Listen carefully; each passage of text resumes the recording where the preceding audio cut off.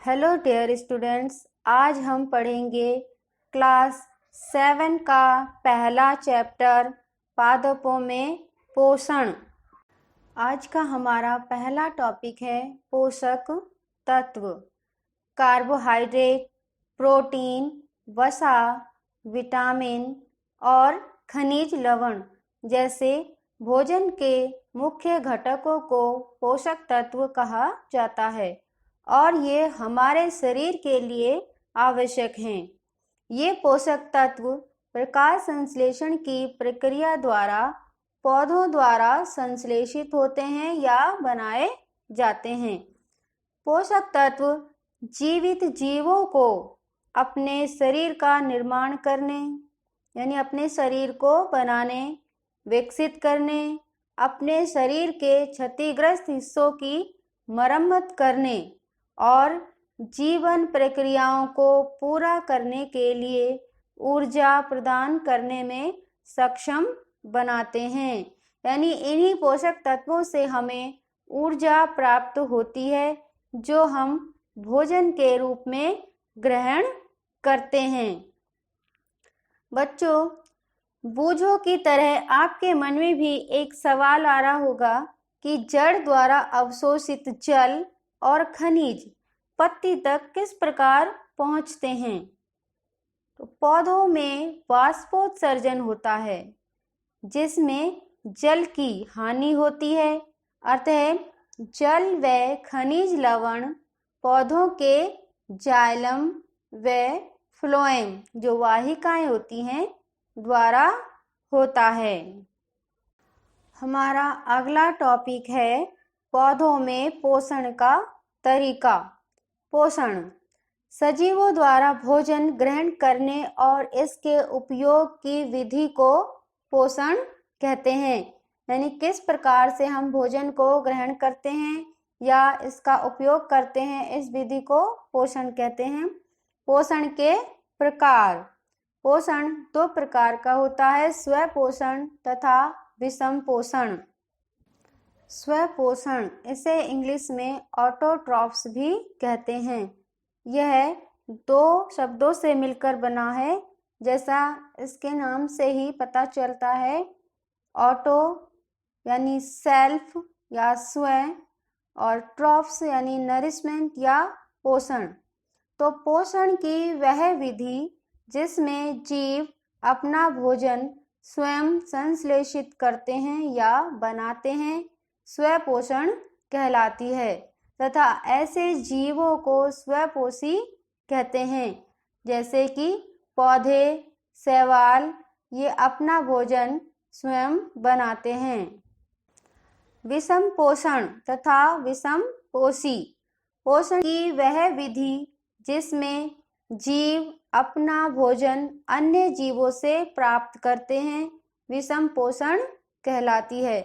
जंतु एवं अधिकतर अन्य जीव पादपों द्वारा संश्लेषित भोजन को ग्रहण करते हैं, उन्हें विषम पोषी कहते हैं, जैसे कि गाय, भैंस, मानव आदि। पौधों की तरह हमारा शरीर भी कार्बन डाइऑक्साइड से, जल एवं खनिज से अपना भोजन स्वयं क्यों नहीं बना सकता। हमारा शरीर भोजन को कार्बन डाइऑक्साइड, पानी और खनिजों से संश्लेषित नहीं कर सकता है क्योंकि मानव में रंजक यानी पिगमेंट जो कि क्लोरोफिल ए होता है की कमी होती है। क्लोरोफिल ए केवल पौधों में ही पाया जाता है। प्रकाश संश्लेषण अर्थात पौधों में भोजन बनाने की प्रक्रिया।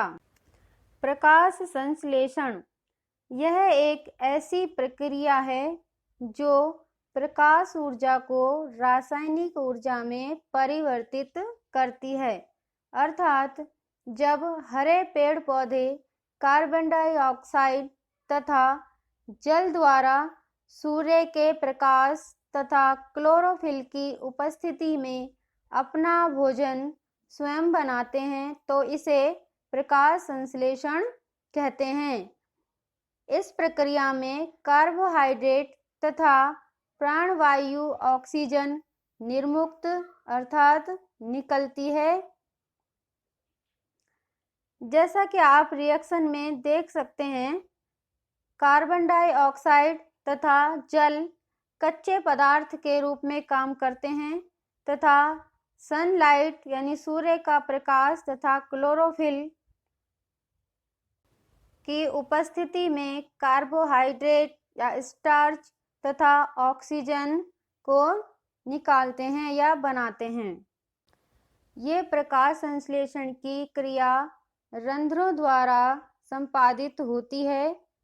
रंध्र वे छोटे छिद्र होते हैं जो पत्तियों की निचली सतह पर पाए जाते हैं तथा ये वायुमंडल से कार्बन डाइऑक्साइड को अवशोषित करते हैं। पानी और खनिजों को मूल रोम यानी जड़ों द्वारा अवशोषित किया जाता है और वाहिकाओं के माध्यम से पत्तियों तक पहुंचाया जाता है। जब हम प्रकाश संश्लेषण की प्रक्रिया को पढ़ते हैं तो एक महत्वपूर्ण शब्द आता है क्लोरोफिल। यह एक वर्णक होता है जिसके कारण पत्तियों का रंग हरा होता है। यह सूर्य के प्रकाश को अवशोषित करता है तथा अगली प्रक्रिया प्रकाश अभिक्रिया तक पहुंचाता है। प्रक्रिया के दौरान ऑक्सीजन छोड़ी जाती है। पौधों में स्टार्च एक रिजर्व फूड है। यह पत्तियों में इकट्ठा होता है, अतः पत्तियों में स्टार्च की उपस्थिति प्रकाश संश्लेषण की घटना को दर्शाती है। स्टार्च भी एक कार्बोहाइड्रेट है और यह आयोडीन के साथ नीला बैंगनी रंग देता है।